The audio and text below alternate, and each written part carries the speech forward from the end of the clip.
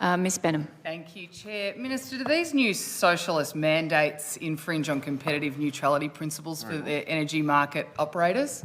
No, not at all. We've been very clear in the way that we developed the legislation and the establishment. Did you need to go to agreement or dispensation from the rules, or did you did you exempt yourself? No, I don't exempt myself. I don't have those powers. But what I'm saying, I don't think I do. But certainly we believe and we are very confident and we know that none of the powers and authority that the SEC has offends any of those competitive neutrality principles. So did you receive advice on that?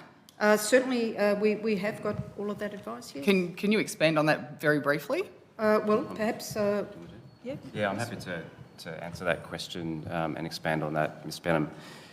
Competitive neutrality is a really important policy, and we've put in place across the SEC a number of features to ensure that we remain compliant with those competitive neutrality principles. At its core, what that policy requires of any government enterprise is that we operate fairly and don't enjoy unfair advantages by virtue of our government ownership. And I'm confident, having worked through the process to develop the retail arrangements with our government customers, there is no instance of the SEC being conferred any kind of unfair advantage by virtue of its public ownership. Okay, so does the SEC then pay dividends to the state government? The SEC is still in an establishment phase, so we are still building the portfolio that we will use to service our government customers and other customers as we expand that offering. The question of dividends is a question that we'll confront when we're in a position to be able to pay those dividends. Okay, so if schools and hospitals, for example, that are already operating at huge losses right now, can find a cheaper energy offer by bulk buying somewhere else in the market, they just cannot go with the cheaper offer that would be better for their bottom line, given that they're running at loss, huge millions of dollars worth of losses. They can't do that. No, so you're forcing them into this market. No. You're not understanding the premise of bulk purchasing is not an individual school does not go off. Okay, forget bulk purchasing. No, but hospitals and schools can find cheaper deals on thetheir energy. They cannot take it up. They don't go off individually. The school down the road, Mill Park Heights Primary School, does not go down the road and say, oh, geez, we need to renew our... So they can't compare the market. What I'm talking about is comparing the market. You don't understand. No, I do understand. I'm just asking a very simple question. Can these entities, like hospitals, that, let's be honest, when the sun's not out and the wind's not blowing, what are they then? What's the base load? And why are they not allowed to compare the market?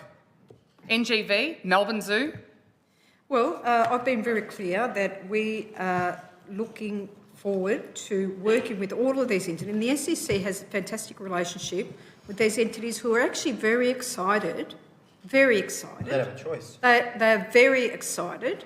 So I think public ownership, some people actually like public ownership. So these entities are very excited. They will end up paying more though, won't they? They will end up paying more. Valiantly defending the foreign multinational. They will end up paying more, won't they? Sticking up for the shareholders. Excuse me, members. Ms Benham, did you have a question you would like to ask the Minister? Yes. Will these public entities be paying more for their energy prices They are. after July 1? The contracts that the SEC has struck with the bulk purchase arrangements are competitive, and that there are pricing benefits as well as non-pricing benefits that the SEC will do. And all of these entities, all of these are very excited about the prospect of working with the SEC on the contracts and the benefits that can be delivered. So that's a yes? So that's a yes? When can we compare? Is it 12 months? When can we measure that, if they're paying more? All of these contracts are commercial in confidence. They always have been, and they will continue to be. So you're refusing to answer the question? No. Well, I really don't understand the question because I thought The question is very simple. What is the question? Will these organisations that are mandated to use the SEC pay more for energy after July 1? They will be paid. It's a yes or no answer, Minister. No, I'm sorry. We're not in primary school here. The answer is that the competitive offering that the SEC has made and contracted on a bulk purchase arrangement are very, very competitive. What does competitive mean? Increased price. Excuse me, members. Could you you've asked a question, Ms. Benham. I am assured. And I'm you trying want to get to an answer, Chair. Excuse me. The minister is attempting to answer your question, and the members to your left and to your right keep talking over the top of the minister. I cannot even hear the minister speak. Minister, could you please provide your answer for the record? Thank you. The answer is that the contracts the SEC has entered into to be the retailer to government of electricity on bulk purchase arrangements are very, very competitive. There are pricing benefits as well as non-pricing benefits, and these entities are looking forward to working with the SEC and very excited by the prospect. And this is a really important part of the answer. That's the answer. What's the non-pricing benefits? As I mentioned earlier, I just touched on, the SEC is very keen to work with these entities to look at non-pricing benefits that include behind-the-meter solutions for improvements to the way that energy is consumed, the times of day that it's consumed, and all of these add value to the contract. So that is absolutely what the SEC is focused on doing. It's not just about giving over electrons. It's about